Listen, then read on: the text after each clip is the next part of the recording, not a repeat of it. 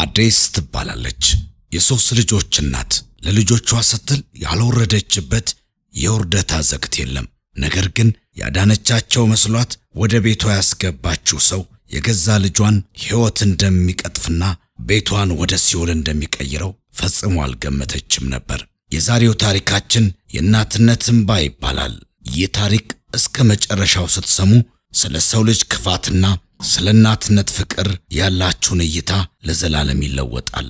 የአንድ ምስኪን ታክሲ ሹፌር ድንገተኛ ሞት አንዲትን እናት እንዴት ወደ ጨለማ መንገድ እንደገፋትና ያ መንገድ ደግሞ እንዴት ወደማይመለስ ጥፋት እንደመራት በዝርዝር እንመለከታለን። ዝግጁ ከሆናችሁ ወደ ታሪኩ እንለፍ።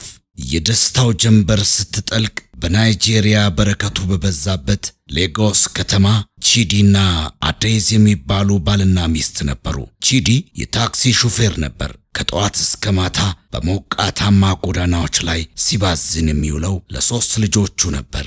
አዴዝ ደግሞ በአንድ ሆቴል ውስጥ የጽዳት ሰራተኛ ነበረች። ቤታቸው ትንሽ ቢሆንም በውስጡ ያለው ፍቅር ግን ትልቅ ነበር። ሆኖም ግን ዕጣ ፈንታ ክፉ ናት። በአንድ ዝናባማ ምሽት ቺዲ ታክሲውን እየነዳ እያለ በአሰቃቂ መኪና አደጋ ሕይወቱ አለፈ። አዴዝ ያን መርዶ ስትሰማ ዓለም በላይዋ ላይ የተደፋች መሰላት። ልጆቿ አባታቸውን ሲጠብቁ አስክሬኑ ቤታቸው ገባ።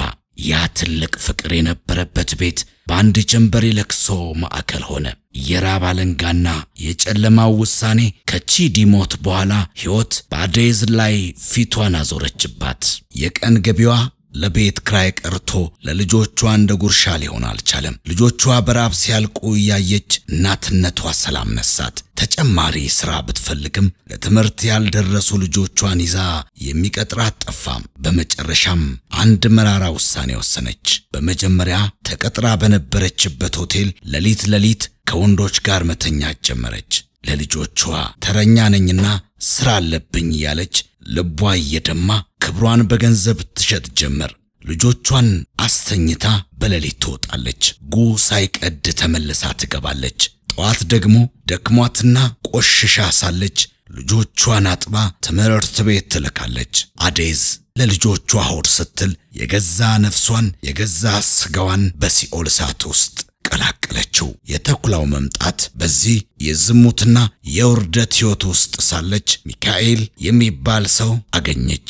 ሚካኤል ሀብታምና ሩሩ መስሎ ቀረባት። ከዚህ ሥራ ላውጣሽ፣ ልጆችሽን እንደ ልጆቼ አድርጌ ያሳድጋለሁ አላት። አዴዝም አምላክ የለመነችውን የሰጣት መሰላት። ተጋቡ፣ በፍቅርም መኖር ጀመሩ። ነገር ግን ሚካኤል መርዛማ እባብ ነበር። ወደ ቤት ከገባ በኋላ ባህሪው ተቀየረ። በተለይ የአዴዝ የመጀመሪያ ልጅ ኢፊ ላይ አይኑን ተከለ። ኢፊ 18 ዓመቷ ሲሆን የአባቷን ቺዲን መልክ የያዘች ውብ ነበረች። አዴዝን ለሥራ ስትወጣ ኢፊን ማስፈራራትና ማሳደድ ጀመረ። ለእናትሽ ከነገርሻት ትሞቻለሽ እያለ በስነ ልቦና ደቀቃት፣ አስፈራራት። ታዳጊዋ በመጨረሻም ይህ አረመኔ ሰው የገዛ የእንጀራ ልጁን ደፈራት፣ ሕይወቷን አጨለመባት። ለቅሷን በብርድ ልብስ ውስጥ ዋጠችው። የክህደት ፍሬና የቤተሰቡ ውድቀት። ሚካኤል ድርጊቱን በተደጋጋሚ ፈጸመ። ኢፊ አረገዘች። ሚካኤል ግን ይህንን ሲያውቅ ንብረቱን ይዞ ወደ ሌላ ሀገር ተሰወረ። አዴዝ ባሏ በመጥፋቱ ስታለቅስ፣ የኢፊ ሆድ ግን ሚስጥሩን ይዞ መውጣት ጀመረ። አዴዝ ልጇን ስትጠይቃት ኢፊ መሪር እንባዋን እያፈሰሰች እውነቱን ተናገረች። እማዬ ያመጣሽው ሰው ሕይወቴን አጠፋው ስትላት፣ አዴዝ በድንጋጤ ራሷን ስታወደቀች። ለልጆቿ ስትል የሸጠችው ክብሯ፣ የሸጠችው ስጋዋ በገዛ ቤቷ ውስጥ የልጇን ሕይወት ሲያጠፋ ስታይ አእምሮዋ ተናወጠ፣ ደቀቀች፣ ራሷን ሳተች። ከዚህ ቀን በኋላ አዴዝ አልጋ ላይ ወደቀች። ጭንቀቷና ሐዘኗ ወደ ከባድ ሕመም ተቀየረ። ዓመታት ነጎዱ፣ ጊዜያቶችም ሄዱ። የመጨረሻ ስንብት። ኢፊ በእርጉዝነቷ፣ ታናሽ ወንድሟ ደግሞ በትምህርት ቤት ፈንታ ጉልበት ሥራ እየባዘኑ እናታቸውን ለማዳን ሞከሩ። ነገር ግን የአዴዝ በሽታ የሰውነት ሳይሆን የነፍስ ነበር። ከጊዜ ወደ ጊዜ እየጎሰቆለች መጣች። በመጨረሻም አዴዝ ልጆቿን ሰብስባ ስለኖረችው መራራ ሕይወትና ስለደረሰችባቸው ክህደት ተናዛ ነፍሷ ተለየች።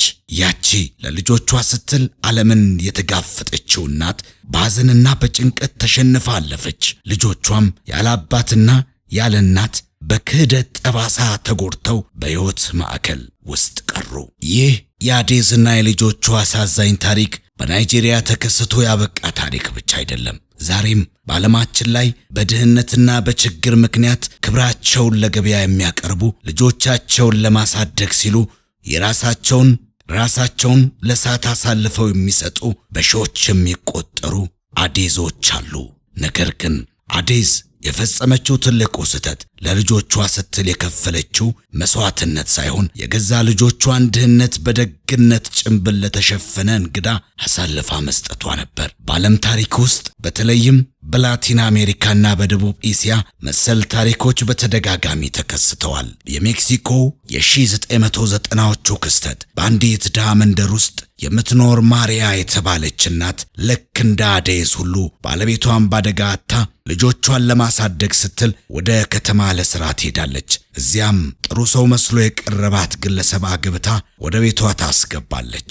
ሆኖም ያ ሰው የአደንዛዥ እጽ ሱሰኛ ወንጀለኛ ነበር። ልክ እንደ ሚካኤል ሁሉ ማሪያ ሥራ በሄደችበት ሰዓት የገዛ ልጇን ለከፋ ጥቃት ዳረገ።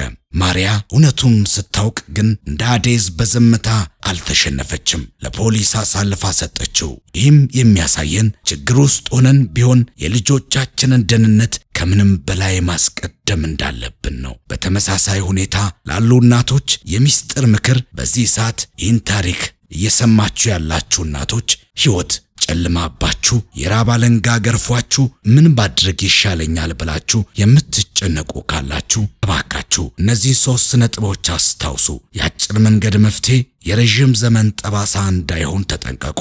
አዴዝ ችግሯን ለመፍታት የሄደችበት የጨለማ መንገድ ለጊዜው ገንዘብ ቢያስገኝላትም መጨረሻው ግን የገዛ ቤቷን የልጇን ሕይወት የሚያፈርስ ሆነ። ምንም ያህል ቢጨልምም ክብርና ማንነት አሳልፎ መስጠት መፍትሄ አይሆንም። በሰው ላይ ፍጹም እምነት አይኖራችሁ። በተለይ ለልጆቻችሁ ስትሉ ወደ ቤታችሁ የምታስገቡት ሰው ወይም እንጀራ አባት እውነተኛ ማንነቱ እስኪታወቅ ድረስ ልጆቻችሁን በጭራሽ ለብቻቸው አትተው። አዳኝ መስሎ የሚመጣ ሁሉ ተኩላ ሊሆን ይችላል። እንደ ኢፊ ያሉ ልጆች በጥቃት ውስጥ ሲሆኑ እናታቸውን ላለማሳዘን ብለው ዝም ይላሉ። እናቶች ሆይ ከልጆቻችሁ ጋር የቅርብ ጓደኛ ሁኑ። የሚሰማቸውን ስሜትና በሰውነታቸው ላይ የሚታየውን ለውጥ በንቃት ተከታተሉ። አዴዝ ዛሬ የለችም።